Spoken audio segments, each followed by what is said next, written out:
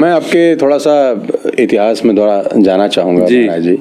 और अभी कुछ समय पहले चित्रलेखा जी आई थी हमारे पॉडकास्ट में, तो मैंने उनसे पूछा कि आप किन से इंस्पायर हैं, आपसे भी पूछूंगा। तो उन्होंने आपके पिताजी का नाम लिया जी।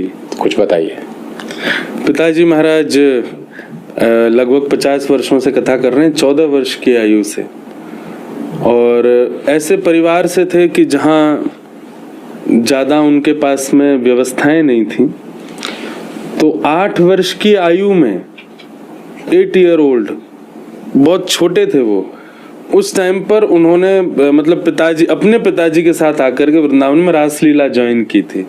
मतलब यमुना पार गांव है पिताजी का, वृंदावन के यमुना पार। तो वृंदावन में रासलीला, पंडित श्री राम स्वरूप शास्त्री जी जो कि राष्ट्रपति पुरस्कृत थे, उनकी रासलीला होती थी, मंचन होता था, उसमें कृष्ण आदि सब बनते थे। उसमें पिताजी ने 8 महीने कृष्ण का रोल किया। पिताजी सुंदर बहुत थे, और दूसरी बात, वो जब गा कर के बोलते थे ना मंच पर, किसी का भी हृदय आकर्षित हो जाता था। तो पूज्य पिताजी महाराज ने जब एक बार कोई एक श्लोक बोला, तो देखने वाले श्रोताओं में एक संत बैठे थे। अच्छा।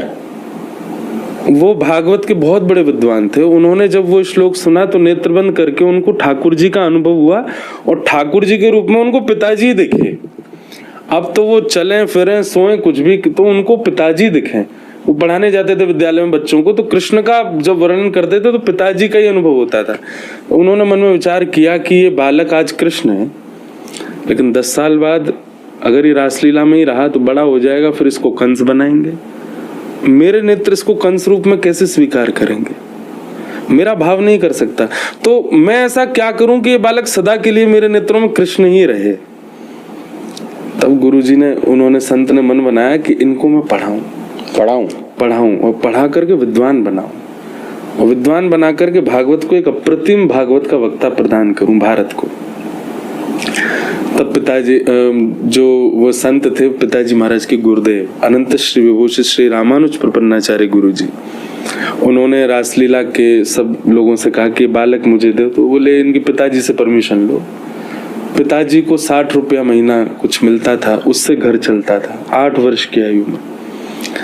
तो दादाजी हमारे बोले कि हमारे तो कर्जे बहुत हैं, कैसे होगा, बालक से तो चल रहा है हमारा।